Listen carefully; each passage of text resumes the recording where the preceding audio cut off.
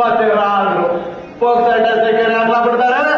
ಅದಕ್ಕೆ ಯಡಿಯೂರಪ್ಪನ ಜೊತೆ ಅಮೆರಿಕನೆಲ್ಲ ಸುತ್ಕೊಂಡು ಈಗ ತಾನೇ ದೇವನಹಳ್ಳಿ ವಿಮಾನ ಇಳಿದು ಮನೆ ಕಡೆ ಹೊಂಟಿರ್ಕೊಳ್ಳ. ಹಂಗಂದ್ರೆ ಈ ಅಮೆರಿಕದಲ್ಲೂ ಕನ್ನಡಿಗರಿದ್ದಾರೆ. ಭೂಮಂಡಲದಲ್ಲಿ ಏನೆಲ್ಲ ಕನ್ನಡಿಗರಿಲ್ಲ.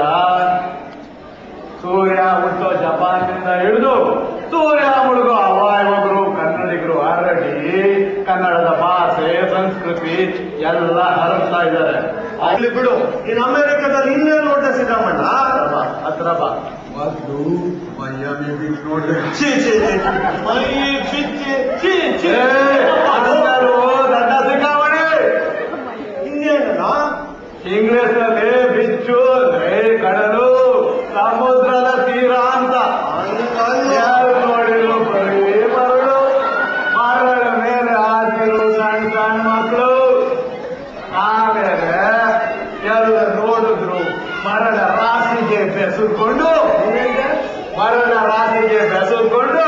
ನೋಡೋರ ಕಣ್ಣಿಗೆ ಮನಸ್ಸಿಗೆ ತಂಪು ಕೊಡೋಗಳ ಆ ಊರು, ಆ ಟ್ರಾಫಿಕ್. ಏನ್ ನಡ್ಸಿದ್ದಮ್ಮಣ್ಣ? ಹತ್ರ ಬಾಯಲ್ಲಿ ಹೇಳ್ತೀನಿ. ಅಲ್ಲಿ ಭಾಷಣ ಕೇಳಿದ್ರಲ್ಲ, ಯಾರು ಗೊತ್ತಿಲ್ಲ.